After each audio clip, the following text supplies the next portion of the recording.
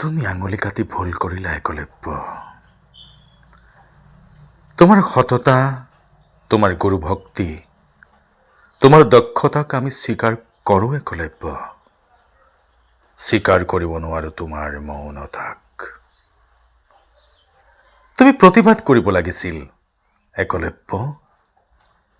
তুমি প্ৰতিবাদ কৰিব লাগিছিল একলব্য। দেখুৱাব লাগিছিল তোমাৰ যোগ্যতা, ল'ব লাগিছিল তোমাৰ প্ৰাপ্য। তোমাৰ মৌনতাত আজিও মৌন হৈ সমাজ। তুমি আঙুলি কাটি দান কৰিব নালাগিছিল সিদিনা চতুৰ দ্ৰোণাচাৰ্যৰ হাতত। দেখিলানে তুমি কিদৰে ৰজাৰ পুতেক ৰজা হোৱাৰ অধিকাৰ বিচাৰি প্ৰতিবাদ কৰিছিল দুৰ্যোধনে? মৰি মৰি হলেও কিদৰে অধিকাৰ বিচাৰি নিক্ষেপ কৰিছিল পাণ্ডু পুত্ৰই ঈশ্বৰক সাৰথি কৰি? দেখা নাছিলানে তুমি সিহঁতৰ অধিকাৰ অনাধিকাৰৰ মাজত, আভিজাত্যৰ স্বাভিমানৰ মাজত কিদৰে নিক্ষেপ হৈছিল হাজাৰ হাজাৰ জনতা? তুমি আছিলা সেই নিৰীহ জনতাৰ ভৱিষ্যতৰ প্ৰতিনিধি, আছিলা সাধনা, একাগ্ৰতা, সফলতাৰ প্ৰতীক। তুমি ভাঙিব পাৰিলাহেঁতেন ৰজাঘৰীয়া স্বাভিমান, দেখুৱাব পাৰিলাহেঁতেন দক্ষতা কেৱল ৰজাঘৰতেই আবদ্ধ নাথাকে, থাকে সাধাৰণজনৰ মাজতো।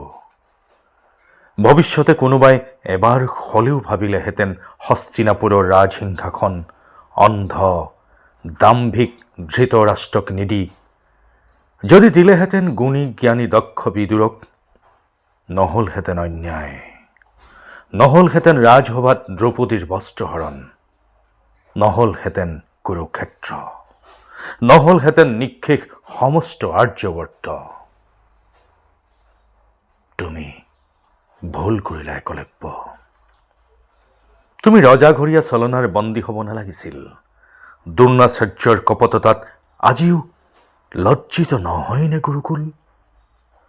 নহয়নে এবাৰ হলেও লজ্জিত অৰ্জুনৰ শ্ৰেষ্ঠতা? তোমাৰ দৰে আজিও বন্দী জনতা ৰজাঘৰীয়াৰ চলনাত। দ্ৰোণাচাৰ্যই যুগে যুগে কৰিছে কপটতা।